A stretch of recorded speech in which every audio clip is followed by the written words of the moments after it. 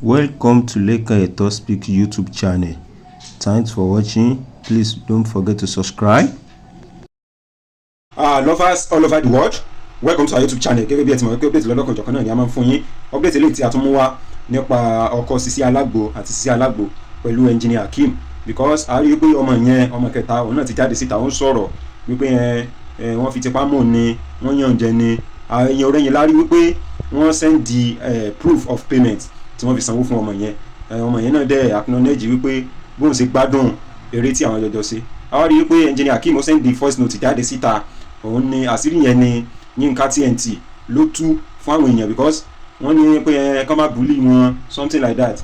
So aṣáàrí wípé ọ̀rọ̀ yẹn jáde síta, so wọ́n ní àwa ní ká mú wá fún yín kẹ́yìn náà farabalẹ̀ kẹ́ ẹ gbọ́ nǹkan tí engineer Akeem ọkọ Sisi Alagbo tó sọ nípa bí ọ̀rọ̀ bó ṣe ṣẹlẹ̀, nípa bí fídíò bó ṣe jáde síta fún àwọn ọmọ aráyé, because àti ráwọn kan tó ń sọ pé ọkọ Sisi Alagbo ló kọ́kọ́ ju fídíò yẹn síta, àwọn kan sọ pé kò rí bẹ́ẹ̀ pé ilé ẹnjìníà ní fóònù yẹn ní fídíò ti líìkì síta. So asáǹgbó oríṣiríṣi ọ̀rọ̀, ṣùgbọ́n ẹ jẹ́ ká gbọ́ voice note lẹ́nu Akeem, ká gbọ́ gbogbo ìṣúṣe ọbẹ̀ sí pa. So ẹsẹ̀ kẹ́ gbọ́ kínní fi ọkàn bá wa lọ. Tó bá jẹ́ èmi Akeem Adéṣọlá mo send fídíò yìí síta wípé kí gbogbo ọmọ ayé lè máa rí ìwò báyìí, kí kò jìjì kọ́lọ́n fi dá mi lọ́lá. Ọ̀rọ̀ yìí. Tó bá jẹ́ èmi Akeem Adéṣọlá mo send kíní sórí Facebook, káyé mi bàjẹ́ kí n rí kú òjijì ẹ̀yin abiyamọ ẹyẹ máa ṣàmì, ẹ̀yin abiyamọ ẹ máa fi fàṣẹ sí. Tó bá jẹ́ èmi Akeem Adéṣọlá ni mo send fídíò yìí sórí íńtánẹ́ẹ̀tì pé káwọn èèyàn máa wò káàkiri, kí ayé mi bàjẹ́ kí n kú lójijì, ẹ má bá mi fàṣẹ sí ẹ̀yin abiyamọ ayé. Bó ṣe rí lélẹ̀, ìyàwó mi ló fi mistake tó fẹ́ send kan sórí Facebook messenger, ó dẹ̀ ṣe mistake ó send ẹ̀ sí Facebook channel, but unfortunately kó tó di kó delete for everyone ẹnìkan ti ní lọ́wọ́ láàrin ìṣẹ́jú kan náà dẹ̀ ni. So bọ́rọ̀ ṣe jẹ́ ẹni ẹ̀dẹ̀ contact to after 10 minutes one Akínbánjọ Mercy pé nǹkan báyìí pé ká fún òun ní owó adéfi láwọn èèyàn ní tábà fún lówó máa gbó lọ wá pé ká fi tọ́wọ́n ọlọ́pàá létí, àfi tọ́lọ́pàá ní etí, ọlọ́pàá yìí fa ìtẹ̀ a competition, ọlọ́pàá yìí fa ìtẹ̀ wọ́n dẹ̀ arrest ẹ̀, ó dẹ̀ kọ́ undertaking pé kò ní jáde mọ́, bọ̀ ó sọ pé àwọn òun ti send ẹ̀ sáwọn kan kó tó di pé wọ́n wá arrest òun. Ok, ó ló dẹ̀ máa control àwọn yẹn, but bí tá a bára wa délé ní lélẹ̀ ẹjọ́ o, tó bá jẹ́ mi mo send ẹ̀ sórí internet pé kí ìyàwó mi èmi àti arábìnrin kẹta ká máa ṣẹ̀sìn bá ṣe ń ṣẹ̀sìn yìí, tí bá ikú òjijì Ọlọ́run fi dá mi lọ́lá o, ọ̀rọ̀ ò rí bẹ́ẹ̀ yẹn o, kò rí bẹ́ẹ̀ o, ẹ gbà mí o, kò rí bẹ́ẹ̀ o, kò rí bẹ́ẹ̀ o.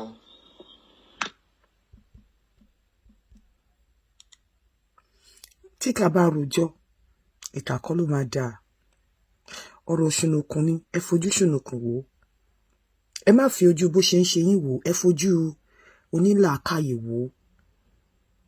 Èèyàn kan ti gbé, wọ́n ti fọlọ́pàá gbé, ṣó what stress yẹn láti fọlọ́pàá gbé if àtọ̀ tó yẹ pé wọ́n rí nífẹ̀ẹ́ send ẹ̀ síta ni.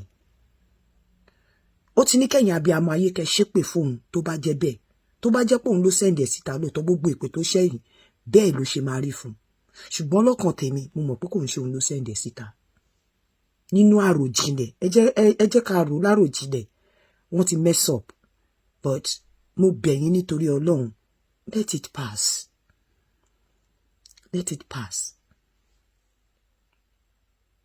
Nǹkan damage tẹ́ rò pé fídíò yẹn ṣe kò ṣe, ó ṣe ibi tí mo ronú dé lórí ọ̀rọ̀ fídíò yẹn, àwọn tó send ẹ̀ síta gan bá má send ẹ̀ síta rárá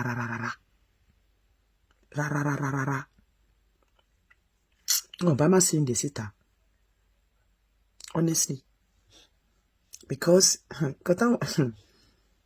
anyway ẹ jọ̀ọ́ nítorí Ọlọ́run bọ̀bọ́ yìí pẹ̀lú bí kinní yẹn trend yẹn ṣe lọ tó ti fọlọ́pàá mú ẹni tó gbé síta, bọ̀bọ́ yìí ò lè send kinní yẹn síta, and o kò ní súra ẹni tó ti tẹ̀ ti gba kọ́bọ̀ lórí irú nǹkan báyẹn rí, kò ní súra ẹ̀ rárá, kò ní charisma ẹ̀, kò tẹ̀ wà lára wọn rárá. ẹ káàárọ̀. Gẹ́gẹ́ bí mo ṣe sọ, mi ìmọ̀ àwọn méjèèjì rí o, mi ìdẹ̀gbà kọ́bọ̀ lẹ́rú ẹnikẹ́ni o. Ẹ káàárọ̀. Ẹ má jẹ́ kí nǹkan tó ń ṣẹlẹ̀ kó máa jẹ́ kí ká máa pa conscience wa even tá bá mọ òótọ́. Mo kọ́kọ́ fẹ́ béèrè lọ́wọ́ yín pé ọkọ Sisi Alagbo kí lẹ fi ipò stand láti gain by bringing the video out. Ẹni tó jẹ́ wípé nígbà tí kinní yẹn kọ́kọ́ ṣe mistakenly bọ́lẹ̀ lọ́wọ́ ìyàwó ẹ̀ níbi tó fẹ́ post ẹ̀ tó fẹ́ keep ẹ̀ sí nínú kinní ẹ̀ tó wá lọ ṣe wrongly tó sáré delete ẹ̀. Ọmọ tó ló gbé kinní yẹn bí ó ṣe contact wọn báyìí tó fẹ́ bẹ̀rẹ̀ sí ní máa gba owó lọ́wọ́ wọn, ó tó stage kan wọ́n lọ fi ọlọ́pàá arrest ẹ̀. Tó bá jẹ́ pé lóòótọ́ wọ́n fẹ́ post kinní yẹn síta tọ́mọ yẹn dẹ̀ ti gbé tán dẹ̀ rí pé paríparí ẹ̀ ó máa pàpà leak lọ́wọ́ ọmọ yẹn, kí ló máa lọ fọlọ́pàá arrest ẹ̀ fún? Kò yẹ kán lọ fọlọ́pàá arrest ẹ̀, ó yẹ kán wò pé ibi tí wọ́n rò pé wọ́n fẹ́ gbin nǹkan sí nǹkan ti wù ú bẹ́ẹ̀. Kò yẹ kán fọlọ́pàá arrest ẹ̀, ó yẹ kán wà nonchalant about it, kán wò pé well the worst that could happen ni pé á gbé síta nǹkan tán dẹ̀ fẹ́ achieve nìyẹn. Bẹ̀ wọ́n lọ fọlọ́pàá mú ọmọ yẹn, wọ́n competition against ẹ̀, wọ́n fọlọ́pàá mú ọmọ yẹn kọ statement pé òun ò ní gbé síta. Now máa tẹ̀ ń sọ yìí, ìjẹ́yìn rí súrà àwọn tó ń ṣe kinní yẹn bẹ́ẹ̀ ṣe sọ yìí, àwọn olówó ni àwọn gbajúmọ̀ ló máa ń ṣe. Ẹni tẹ́ bá dé ní ẹnìkan lórí ìkànnì yìí tó lọ ṣe blue film pẹ̀lú ọkọ ẹ̀ láàárín oṣù 4 kan ló ra lé. Àwọn tó ń ṣe ọmọ kan tó gbé wá nígbà kan tí wọ́n wá interview lórí podcast kan tó jẹ́ pé nǹkan tó fi ń ṣiṣẹ́ ó ní owó tó ti ń ṣe pé kinní ni. máa ń tẹ́yìn rí yẹn engineer yẹn ṣó jọ ẹni tó jẹ́ wípé ó ń fi kinní yẹn ṣe ó bóyá ó ní nǹkan kan tó ń gbà nídìí ẹ̀ yàtọ̀ sí ìgbádùn tó ń rí. Ṣé ẹ̀yin rí bí ẹni tó ní ẹ̀mí àti lè ṣerú nǹkan báyẹn? Ẹ̀yin rí súrà yẹn lára ẹ̀ pé ó tiẹ̀ ti ṣe rí tó dẹ̀ ti fi tààrí àbí nǹkan kan. Ẹ jẹ́ ká máa ìbẹ̀rù Ọlọ́run nípìnlẹ̀ ṣùgbọ́n kí ló fẹ́ tà síta fún? Kí ni rationale tó fi máa tà síta? Kí ló stand láti gain? Tí ojú ẹ̀ máa wà ńbẹ̀, tójú ìyàwó ẹ̀ máa wà ńbẹ̀, tójú ẹnìkan tó ẹnìkẹta máa wà ńbẹ̀. And again, èyí tí mo gbọ́ lórí show kan tó ní òun ló gbé síta kò mọ̀ọ́mọ̀, òun kọ́ ló gbé síta. Ó take bullet yẹn fún ìyàwó ẹ̀ ni. Nígbà tí kinní yẹn táṣìírí kinní yẹn ti tú tó ti wà ń ta tí ìyàwó ẹ̀ ti wà in a very bad shape ló ṣe ní òkè òun á take responsibility pé ọwọ́ òun ló ti jáde. Whereas ìyàwó ẹ̀ ló mú kinní yẹn ó fẹ́ transfer ẹ̀ sínú nǹkan inú private kinní ẹ̀ ló mistakenly ó kurúkọ kinní ẹ̀ ló lọ press ẹ̀ ẹsẹ̀kẹsẹ̀ ló delete ẹ̀ ẹni tó fẹ́ gbé síta kí ló delete ẹ̀ lẹ́sẹ̀kẹsẹ̀ fún. Ìgbà tó máa fi delete ẹ̀ 10 minutes after nìyàn kan contact ẹ̀ pé nǹkan tó gbé síbẹ̀ tó delete nísìnyí o òun ti gbé o. Ìyẹn wá fẹ́ bẹ̀rẹ̀ sí ni máa gbowó lọ́wọ́ wọn. Kinní yẹn dọ̀rọ̀ police station, ẹni tó fẹ́ gbé síta kí ló lọ report fún. Toró dàbẹ̀ ni pé nígbà míì tá bá ti determine láti bà tèèyàn jẹ́ ó máa ń cover reasoning wa, ó máa ń cover sense of reasoning wa nígbà míì tí àwọn èèyàn bá ti determine láti bà ayé èèyàn jẹ́. Òun ló ti ṣe mistake nìyẹn pé ẹni tó ìyàwó ẹ̀ fẹ́ gbé síbò kan ó mistakenly post ẹ̀ síbò míì tí ó mọ̀ ó dẹ̀ delete lẹ́sẹ̀kẹsẹ̀ èèyàn tó dẹ̀ gbé fẹ́ máa fi blackmail wọ́n gbé lọ sí police station.